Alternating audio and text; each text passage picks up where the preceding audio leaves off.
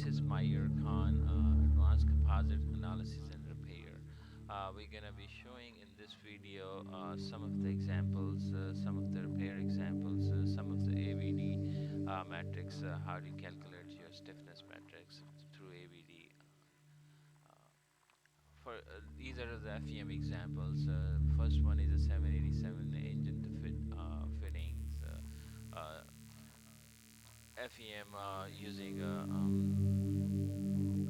finite element analysis, how the engine is going to be released when in case of emergency, Beechcraft's vibration analysis, and F-35 composites, homogeneous panels, examples for FEM. In this analysis for the homogeneous, you have to be very careful when you group a lot of bulkheads, galleys, toilets, tables, or chairs with them. And you need to make sure the deflection. You study the deflection and decompression analysis through that, because one of these is gonna be highest load on that you're gonna be using.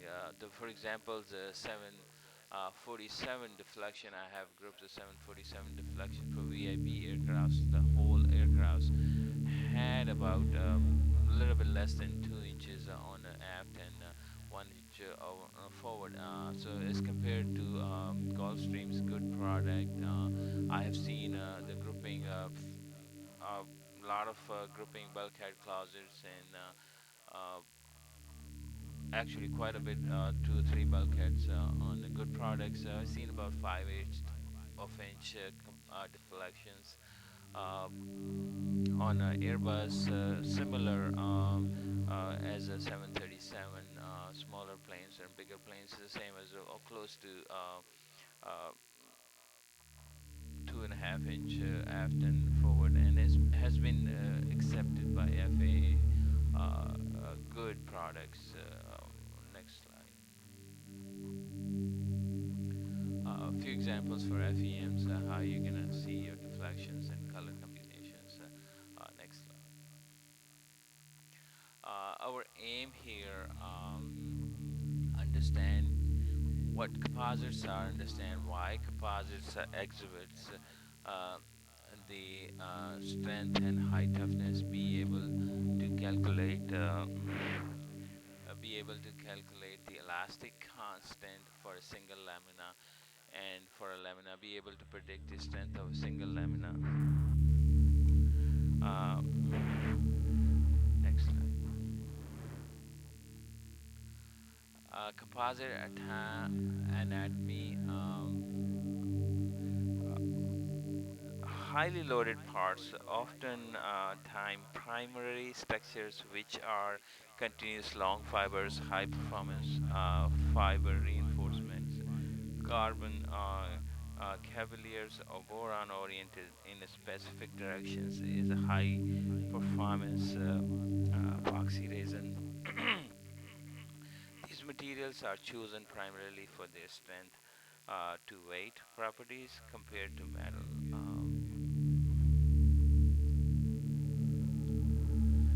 Here's examples, stiffness of versus Young's models versus density, and this strain versus stresses. As you can see, the highest strength is a diamond, and then you see carbon fibers, cavaliers, and then comes steel goes on the top here. And carbon fibers and glass are right here, and then you see the wood as compared to these are all aircraft materials that we've been using these today's introductions. Glass, carbon aramid,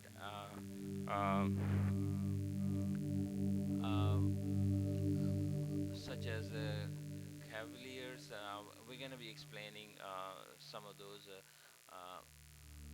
in coming slides. So these are weight, thermal expansion, stiffness, strength, and corrosion comparison resist. Top 3 contenders on aerospace materials.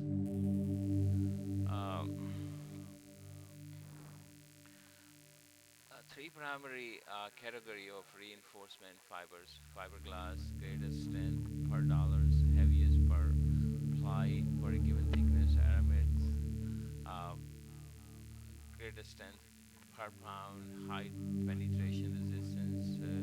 And if you see, the carbons are often confused with graphites. High performance, greatest strength per pound.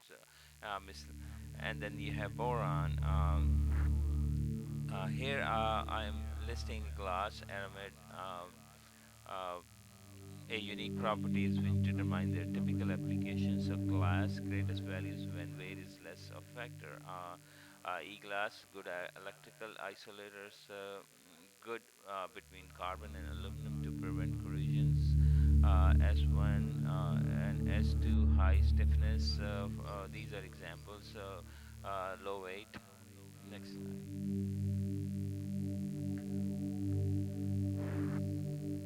Isotropic materials uh, of this is a Hooke's law for metal, and it's due to the isotropic natures of composites. The potential exists for three different modules values and three different Poisson ratios. This is a stiffness matrix Q, A, and C. As you can see, next slide. We'll explain this more. The composite, if you see that the compliance is useful because it provides a direct input output of the ply properties. E1 and E2 in the x and y direction, E6 or G6 is shear module in x and y direction. V12 relationship between transfer strain in y direction due to load applied in the normal x directions. This is a generalized Hooke's law evaluates the stiffness strain relationship in three dimensions. Again, the classical laminated plate theory assumptions, the composite is considered the thin base panel width and length shear stress through the thickness sigma 4 and sigma 5s are 0. There is no tension or compression forces applied in the thickness. The skin sigma 3 is 0, as you can see. Next slide, please.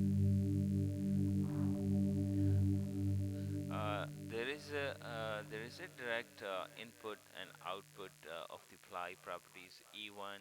Uh, E1 in the fiber direction, in E2 transfer direction, in E6 and shear V12 V12 the major poisons ratios. Next slide. Again, this is a 2D Hooke's law. Next slide. Again, for example, E12 is the same thing. E11 is a longitudinal stiffness. E12, E22 is transverse. V12 Poisson ratios. G shear stiffness. Similar repeat in a different format. Next slide. This is a generic repair. I was gonna show you some of the materials, how the material creates, how you can read. So this is BMS example of BMS 8-212 notations. It's a type 3 A350 cure carbon prepregs, class 1 and 3 uni. 2 wave, 2 is a wave. 95 is equal to 95 grams per meter square. So for uni weight per unit area, significant for environmental durability, for damage tolerance, and 145 and 90 also available. So it's a 3K70-BW is a 300 fibers in each unidirection strand, plane wave worked flat. Uh, uh, A little more. Can you go in the back one more? The laminate, uh, the stress mattress can be normalized, divided by the total laminate thickness, and can be laminate compliance or Q or A matrix.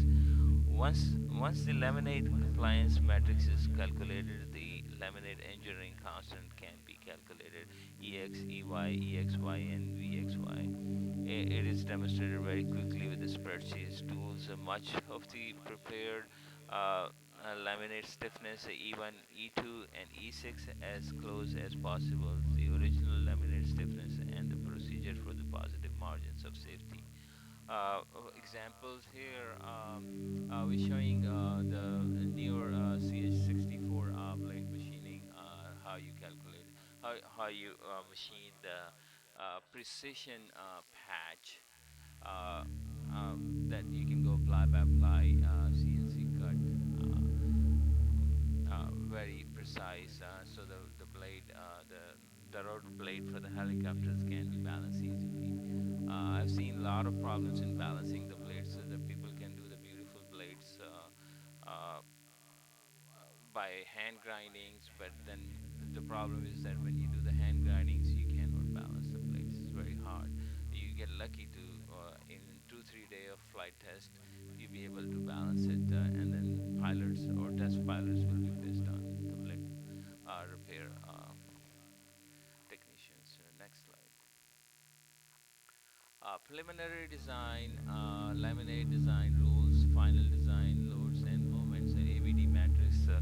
Uh, we're gonna explain more on these in next slides, in coming slides.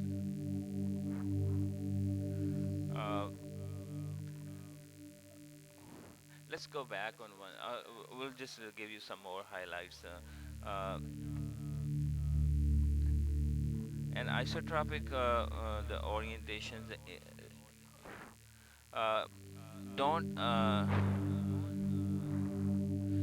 don't group these in the same orientations when you combine those. And you have to calculate the stiffnesses and extract the weight through the FEM. Go one more slide back, please.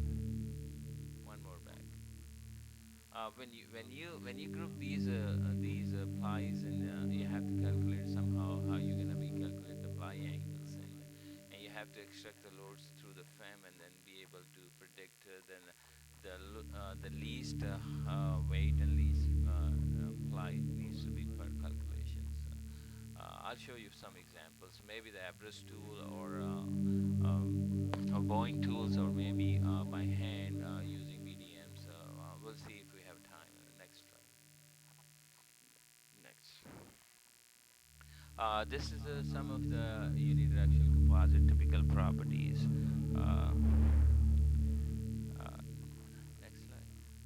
Okay, this is a typical laminate plate theory. The laminate failure occurs when any single ply, either tension or compression shears, and matrix is generated for both the original repairs laminates in tension or compression and shears. The margin of safety is Q repair slash Q originals. The NASA handbooks calls out A matrix extension stiffness matrix, since we are working with this train.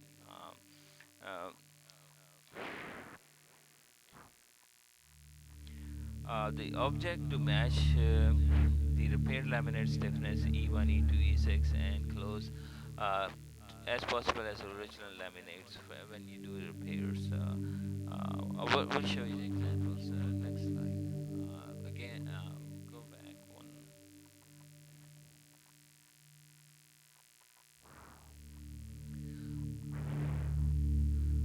ABD matrix in